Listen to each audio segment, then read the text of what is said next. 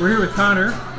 He is a known lover of prison tourney control decks, that sort of thing. That's his thing. So he's going to talk to us about what he decided to bring with him tonight, and I'm sure it's right up his normal line of deck types. So you want to talk to us about what you got here? So this is called my Grixis Fuck You or my Grixis No No. Okay. So the whole point of this deck is basically to focus on killing you with Black Vice and Nether Void. So that's like the ultimate ideal. I've never really seen the combination of Nether Void and Winter Orb come in before. Most people consider this kind of an unplayable card, but when you combine it with Nether Void, you have to tap out. Yeah. That's initially the issue. A lot of people will play decks that are only on-color Moxen, and so unless you're facing a super top-tier deck, full Moxen, a bunch of Felwar Stones, like this is actually going to be a decent combination. And I've locked people out full-on with it before. Okay. I play the one Blood Moon because there are some decks that just die to Blood Moon. Yeah. Just inherently die. Yeah, Blood Moon's a good card. And I've also never seen this before. Never seen the Howling Mine package combined with Nether Void. Okay. And considering this is a mana denial deck and these are tap down cards, it seemed sort of obvious that you would want to try it out. Sure. So the initial idea of this deck is to sort of set out your tap down. You've got your early removal with the bolts. You've got the Abyss. You've got Chaos Orb. You've got Shatters. Then, of course, you have the tap-down effects.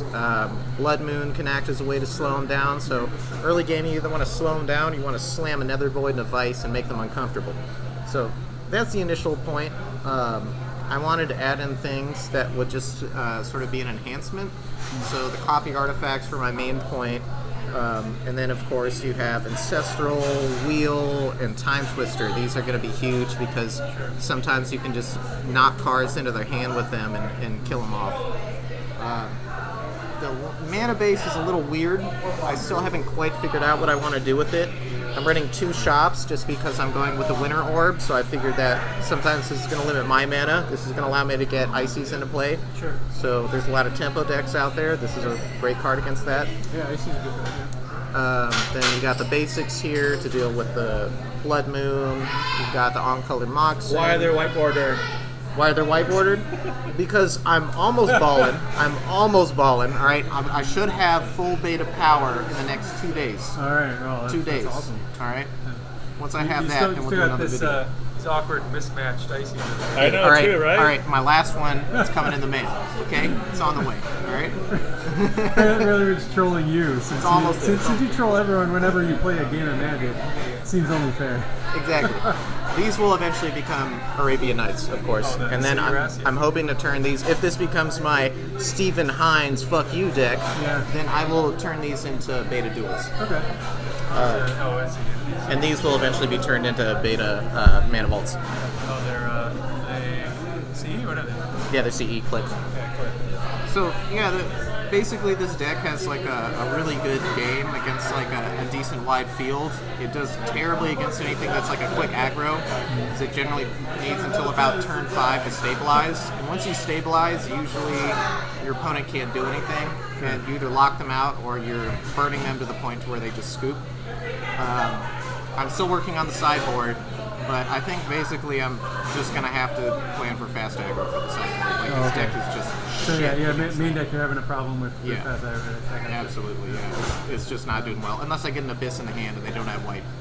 I'll Sure, play that. yeah, they don't have a way to kill it, then it's probably pretty good. Yeah. That's Makes pretty much sense, it. yeah. So yeah, this has been my deck. Probably I've most consistently played out of anything else.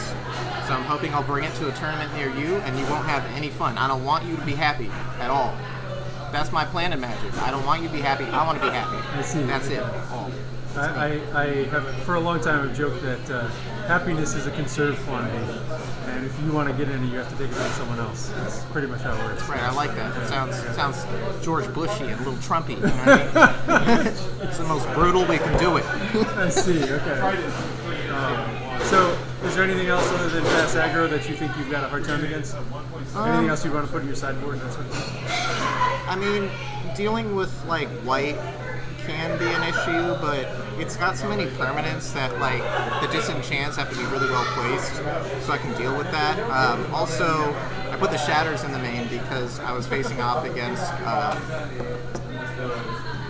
the fuck is that life gain card?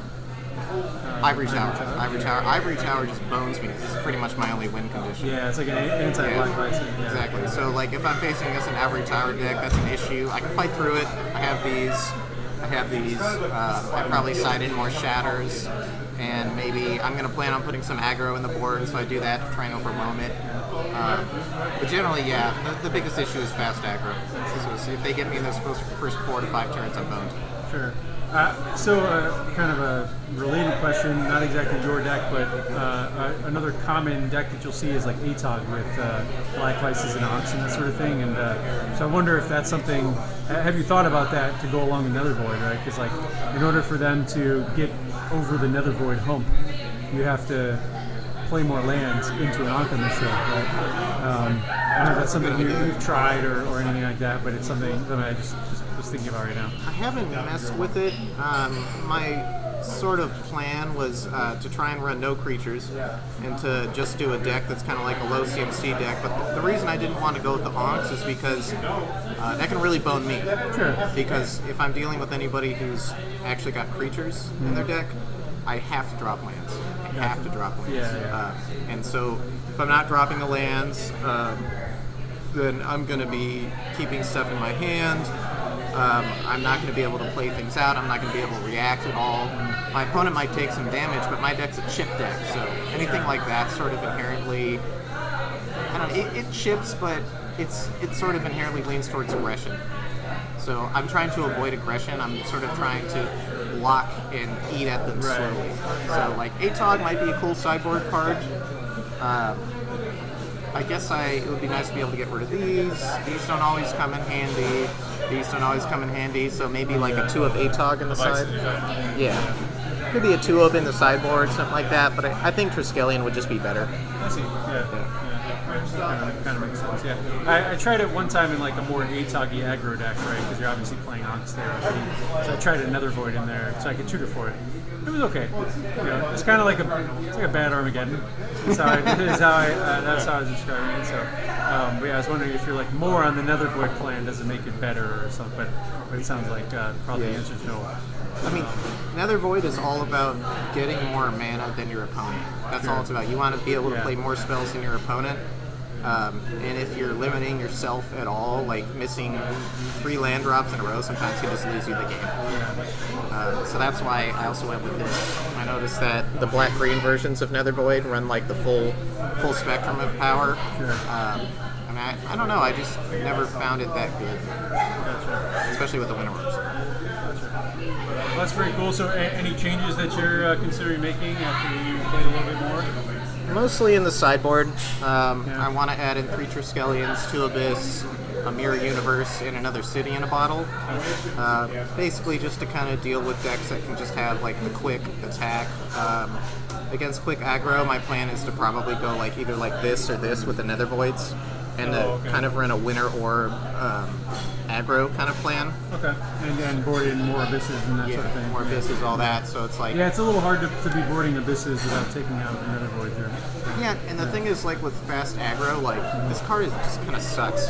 Like it's just what does it do? Like they can get under it really easily. Oh and then if you play, you're kind of screwing yourself sometimes. Exactly. Yeah, it's just nice. It's just better to go like an artifact aggro burn plan or something like that. Makes sense. All right. Well, very cool deck. Definitely something. I don't know. I always say this. But there's a million decks I have sort of in the back of my head that I really want to play, and stuff like this is definitely on that list. Even though maybe some people might not think it's fun to play against, it's something. It's different than a lot of your other. Decks. Fuck you. Right, exactly. Yeah. So sometimes that's your goal. Right? Any final closing thoughts, words of wisdom? You probably shouldn't elect to play me in games unless you have to through tournament matchups. Okay, I'm going to make your life uncomfortable and miserable, and that's the point. Just avoid you in general? Yes, those I'm are your not words a of good wisdom. person. Okay, Not at all. All right. That's good. Thanks, Conor.